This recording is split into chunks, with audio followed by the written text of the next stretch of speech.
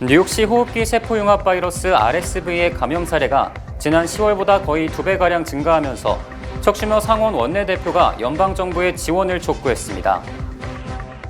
뉴욕 시내 명소 곳곳에서 소매치기가 기승을 부리고 있습니다. 2022 카타르 월드컵 한국 국가대표팀의 도전이 오늘 브라질과의 경기를 끝으로 16강에서 마무리됐습니다. 민주당이 연방 상원의석 50석을 확보한 가운데 한 석을 더 확실한 승리를 굳힐지를 가늠하는 조지아주 연방상원 결선 투표가 내일 치러집니다. 이상은 TKC 뉴스데스크 오늘의 주요 소식입니다. 아름다운 제품에서부터 아름다운 사회를 만들기까지 키스는 뉴욕에서 시작하여 현재는 전 세계 12,000명의 직원들과 함께 끊임없이 도전하는 기업입니다. 사람을 생각하고 존중하는 기업. 키스는 한인들이 사회의 주인공이 될 수 있도록 든든한 버팀목이 되겠습니다. 글로벌 뷰티 기업 키스. 유나이티드 헬스케어는 40년 이상 메디케어 수혜자들에게 서비스를 제공해온 미국 최대의 메디케어 어드밴티지 플랜 건강보험 회사입니다. 유나이티드 헬스케어의 한국어 서비스팀은 다양한 혜택 및 수백여 개의 처방약을 코페이먼트 제로로 제공하는 향상된 2023년 메디케어 플랜을 쉽게 선택하실 수 있도록 도와드립니다. 연례 가입 기간이 12월 7일에 마감됩니다. 1877-718-3682, 1877-718-3682로 전화하십시오. 시청자 여러분 안녕하십니까? 12월 5일 월요일 TKC 뉴스데스크 첫 번째 소식입니다. 뉴욕시 호흡기 세포 융합 바이러스 RSV의 감염 사례가 지난 10월보다 거의 2배가량 증가하면서 척슈머 상원 원내대표가 연방정부의 지원을 촉구했습니다. 연방질병통제예방센터에 따르면 뉴욕시는 가장 최근 검사 통계인 지난 11월 말 14.6%의 RSV 양성률을 보이면서 전례 없던 RSV 확산에 골머리를 앓고 있습니다. 작년에는 그 어느 기간에도 양성률이 8% 이상 상승한 적이 없었습니다. RSV는 영유아에게 특히나 치명적이며 심한 경우에 사망에까지 이를 수 있습니다. 이에 대해 척슈머 연방상원 원내대표는 롱아일랜드 시티에 위치한 코헨 아동의료센터에만 매일 300명 이상의 어린이 환자들이 응급실로 향하고 있다며 이 중 49%는 병원에 입원을 해야 하는 상태라고 말했습니다. 이어 병원이 모든 환자들을 수용하는 데에도 어려움이 있다며 이는 뉴욕시 내 RSV 확산 문제에 대해 시 주정부를 넘어 연방정부의 도움이 필요한 정황이라고 덧붙였습니다. 척슈머 의원은 어제 보건복지부에서 더 많은 의료진을 파견해야 하며 의료장비 및 원격 진료 확대 등의 지원이 이루어져야 한다고 강조했습니다. 한편 미국 소아과학회도 지난 11월 RSV가 계속 확산함에 따라 연방정부의 비상사태 선포를 촉구한 바 있습니다. 뉴욕 시내 명소 곳곳에서 소매치기가 기승을 부리고 있습니다. 뉴욕시경은 연말을 맞아 인파가 몰리는 동시에 시끄러운 주변 환경으로 인해 많은 소매치기 피해가 발생할 수 있다고 밝혔습니다. 이어 이미 올해 연말 시즌에 몇 차례의 소매치기범 단속 사례가 있었다고 언급하며 각별한 주의가 필요하다고 당부했습니다. 뉴욕시경은 연말 연휴 계속 증가할 것으로 보이는 소매치기 단속을 위해 소매치기 전담팀을 뉴욕시 곳곳에 배치해 대비할 것이라고 전했습니다. 특히 휴대전화와 지갑 등은 가장 많이 도난당하는 소지품이라며 항상 자신의 눈에 보이는 곳 혹은 가급적 옷 안쪽 주머니에 소지할 것을 당부했습니다. 또 만약 누군가와 부딪히게 된다면 이는 소매치기의 징후일 수 있다며 바로 도난당한 물건이 없는지 확인해야 하고 수상한 행동을 보게 될 경우 바로 경찰에 신고해 줄 것을 권고했습니다. 2022 카타르 월드컵 한국 국가대표팀의 도전이 오늘 브라질과의 경기를 끝으로 16강에서 마무리됐습니다. 오늘 열린 2022 카타르 월드컵 한국과 브라질의 경기에서 한국 대표팀이 1대4로 패했습니다. 이로써 한국 국가대표팀은 16강전으로 월드컵 경기를 마무리하게 됐습니다. 한국은 전반 7분 비니시우스 주니오르에게 선제 실점한 후 전반 12분 네이마르에게 페널티킥을 허용했습니다. 이후 전반 28분에는 히샤를리송의 세 번째 득점이 나왔고 36분에는 비니시우스가 왼쪽 측면에서 올려준 짧은 크로스를 루카스 파케타가 달려들어 네 번째 골을 득점했습니다. 하지만 전반에 4골을 내준 한국 대표팀은 후반전 31분 백승호의 만회골로 브라질과의 점수차를 1대4로 좁혔습니다. 세트피스 공격 상황에서 브라질이 걷어낸 공을 백승호가 잡고 그대로 왼발 중거리 슛을 때려 골망을 흔든 것입니다. 오늘 한국과 브라질의 경기는 이렇게 스코어 1대4로 종료됐습니다.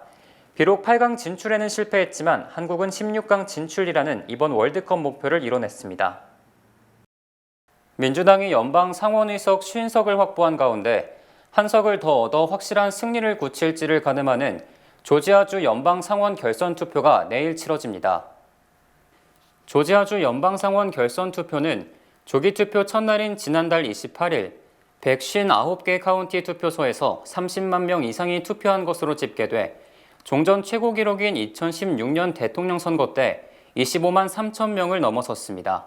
또 지난달 29일에는 30만 9천 명을 기록해 하루 만에 최고 기록을 갈아치울 정도로 유권자들의 관심이 뜨거우며 사전 투표자가 200만 명을 넘어선 것으로 집계됐습니다.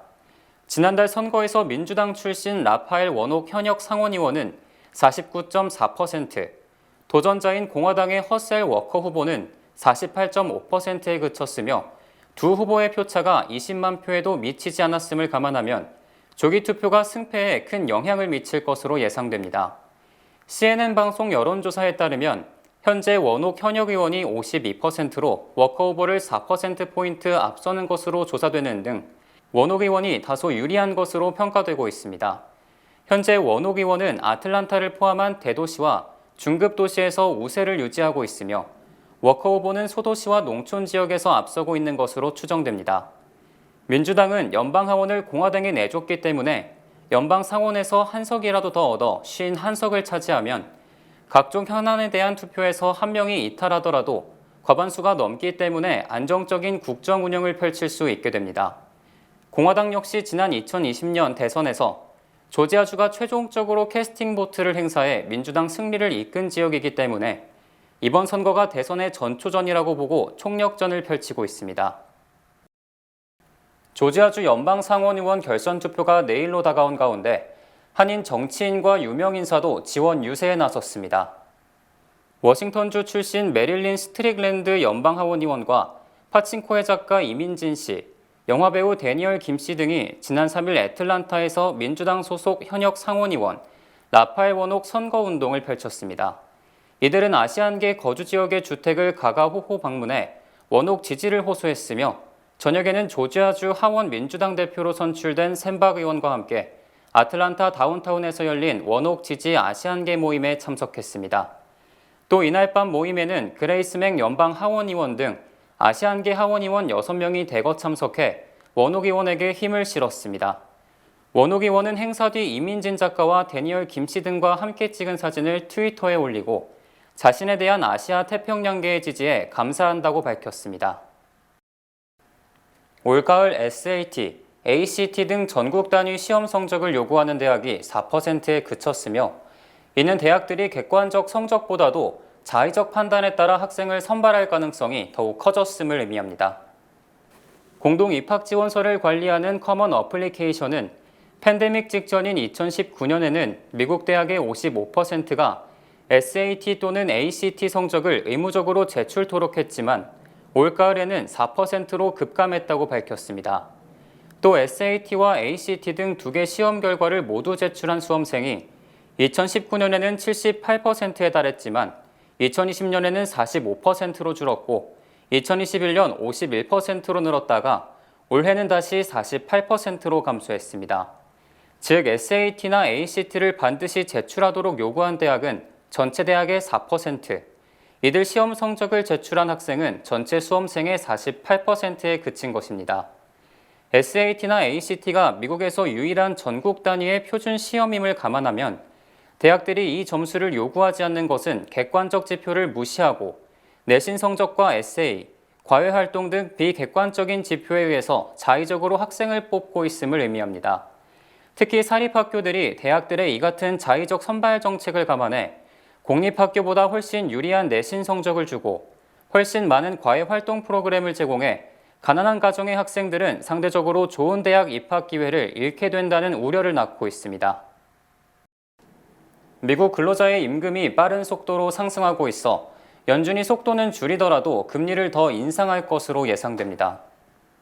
연방노동부는 지난달 근로자들의 시간당 평균 임금이 32.82달러로 집계됐으며 이는 지난 10월 32.64달러보다 0.6% 오른 것입니다. 또 농업 분야를 제외한 신규 고용이 26만 3천 명으로 한 달 전보다는 소폭 감소했지만 시장 전망치보다는 6만여 명이 더 많았고 실업률은 3.7%로 10월과 동일했습니다. 이처럼 임금이 계속 상승함에 따라 연준은 물가를 잡기 위해 내년의 기준금리를 5% 이상으로 끌어올릴 가능성이 크다고 월스트리트저널이 오늘 보도했습니다. 월스트리트저널은 연준이 다음 주 회의에서 0.5% 금리 인상을 단행할 것임을 시사했지만 임금 상승은 투자자들이 예상한 것보다 더 높은 금리 인상을 초래할 것이라고 전망했습니다. 연준이 0.5% 인상을 단행하면 기준금리는 4.25%에서 5%로 2007년 12월 이후 15년 만에 최고를 기록하게 되지만 지난 10월 개인 소비 지출이 6% 증가해 연준 목표치 2%의 3배에 달하고 임금이 계속 상승, 내년에도 금리를 더 올릴 수밖에 없을 것이라고 내다봤습니다. 이에 따라 경제 전문가들은 지난 9월 내년 금리를 4.5%에서 5%로 예상했지만 현재는 4.75%에서 5.25%로 치솟을 것으로 추정했습니다. 2024년 대선 출마를 선언한 트럼프 전 대통령이 중간 선거 뒤 지지율과 호감도가 떨어지는 등 열렬 지지자들의 태도가 돌변해 고전을 면치 못하고 있습니다. 위스콘신주 마켓대 로스쿨이 실시한 여론조사에 따르면 트럼프 전 대통령에 대한 비호감 의견이 전체 응답자의 66%에 달해 호감 의견 32%의 2배를 넘었습니다. 특히 공화당원 또는 공화당 성향 유권자도 32%가 비호감 의견을 표시했고 무소속 유권자 중 66%, 민주당원 또는 민주당 성향 유권자는 비호감도가 95%에 달했습니다. 반면 바이든 대통령은 비호감 53%, 호감 43%로 비호감도가 높기는 했지만 트럼프 전 대통령보다 훨씬 격차가 적었습니다. 바이든 대통령 비호감률은 공화당원 또는 공화당 유권자에서는 92%에 달했지만 민주당원 또는 민주당 유권자는 20%, 무소속 유권자는 58%를 기록했습니다. 또 오늘 바이든과 트럼프의 맞대결이 펼쳐진다면 누구에게 투표할 것이냐는 질문에 44%는 바이든 대통령을, 34%는 트럼프 전 대통령을 지지했고 19%는 다른 후보를 선택했습니다. 하지만 공화당 주자로 트럼프 전 대통령이 아닌 론 드샌티스 플로리다 주지사가 나선다면 두 후보 모두 44%로 드샌티스 주지사의 인기가 트럼프를 압도하고 있습니다. 에릭 아담스 뉴욕시장이 그리스 신전과 카타르 월드컵을 관람해 외유성 출장 논란이 일고 있습니다. 아담스 뉴욕시장은 지난달 30일부터 4일간 그리스와 카타르를 방문했으며 이에 대해 뉴욕타임스는 공무 출장인 동시에 개인 휴가처럼 보인다고 지적했습니다. 아담스 뉴욕시장은 그리스 아테네를 방문해 뉴욕시와 자매 결연식을 맺은 뒤 반유대주의 반대단체의 행사에 참석했고 아테네 시장의 안내로 아크로폴리스를 둘러본 것으로 드러났습니다. 또 아담스 뉴욕시장은 월드컵이 열리는 카타르를 방문해 지난 2일 한국과 포르투갈전을 관전한 데 이어 3일 미국과 네덜란드 간의 16강전을 지켜본 뒤 미국 대표팀 감독과 기념사진을 찍어 트위터에 올렸습니다. 아담스 시장은 카타르 도하에서 기자들과 전화회견을 갖고 미국과 네덜란드전을 지켜보며 즐거운 시간을 보냈으며 도하의 새 대중교통 시스템과 고속버스에 깊은 감명을 받았다고 말했습니다. 특히 아담스 시장은 순방 기간 중 클럽과 술집을 방문했냐는 질문에 긍정하는 듯한 답변을 한 것으로 알려졌습니다. 아담스 시장은 카타르 방문은 국제축구연맹이 2026년 차기 월드컵 개최 도시를 초청한 데 따른 것이라고 밝혔으나 16개 개최 도시 중 카타르를 방문한 시장은 아담스뿐이라고 뉴욕타임스가 보도했습니다. 북한이 한국 시간 5일 오후 3시 북한의 강원도 금강군 일대와 황해남도 장산곶 일대에서 동해와 서해로 130여 발의 방사포 사격을 감행했습니다. 내년부터 연방하원 다수당 원내대표를 맡게 된 케빈 메카시 의원이 바이든 대통령에게 미군의 코로나19 백신 접종 의무화 폐지를 제안해 연방정부가 이를 긍정적으로 검토하는 것으로 알려졌습니다.